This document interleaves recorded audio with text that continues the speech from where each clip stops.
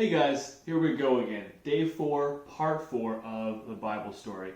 If you haven't seen the first 3 parts, go ahead and check those out first. Those stories are awesome because they give great context to today's Bible story. They let you know the events that happened that led up to the moment that this story begins. And it's great to know what happened before a Bible story. It always helps you understand what's going on even more. So let me recap for you really quick. First, we had Joseph and the coat of many colors. He was a little boy, and then he was sold into slavery, and then he was in prison, and then he was the prince of all Egypt, and he got to save everybody's lives. His whole family came behind him, and they lived in Egypt for a long, long time, became an enormous family. And then the new Pharaoh came in. He made them all slaves. They were slaves for forever. And then they cried out to God. They said, God, please save us. And God always listens to his people. And so God came down and used Moses to take his people out of Egypt. He sent down all these plagues on Pharaoh, and Pharaoh finally let his people go. They go out, they're in the desert, and then they get trapped. There's the sea is in front of them, and the army of the Egyptians was behind them. And God made a way. He came down and parted that Red Sea so that they could get through safely on dry land. And then they're walking around in the desert, wondering what's going to happen next. This is their first time as a great people group without really knowing what they're doing. And then today's Bible story happens. So there you go. Let's jump right into it. This is called 10 Ways to be Perfect. And it comes from Moses and the 10 Commandments from Exodus 16 and 17 and 19 through 40. Here we go. So there they all were. Grannies, granddads, babies, uncles, aunts, children, moms and dads, out there in the middle of the desert. They had blisters from all the walking, and they were hungry and thirsty and much, much, much too hot. We don't like it, they said. It stinks. And so did they, for that matter, because no one had taken a bath in weeks.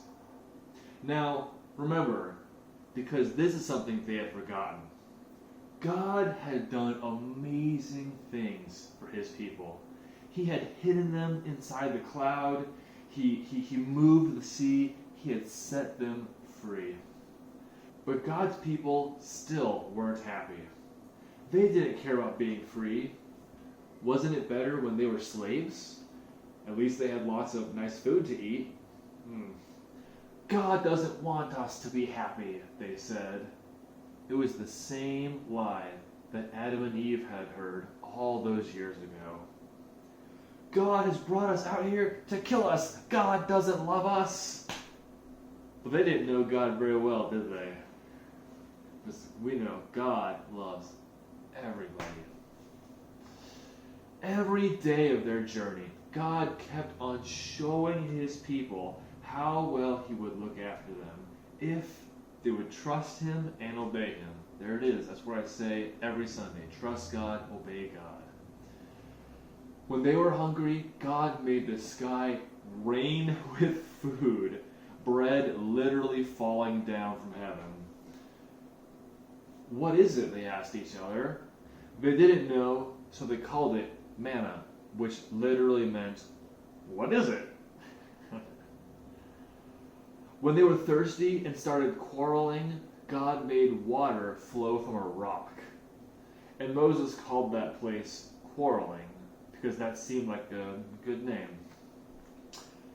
And God's children still didn't trust him. They still didn't do what he said.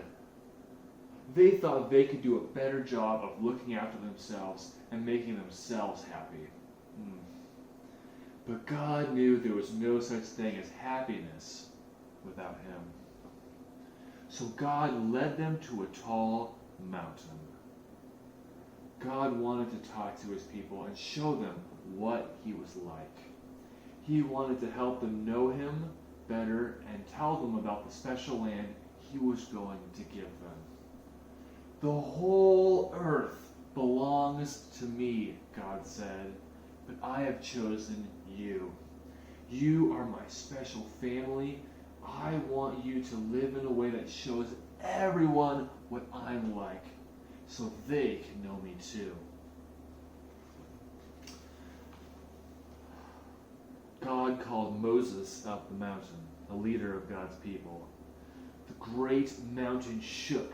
A thick cloud fell, thunder roared, lightning cracked, and God gave Moses 10 rules called the 10 Commandments. I want you to love me more than anything else in the whole world. And know that I love you too, God told them. That is the most important thing of all.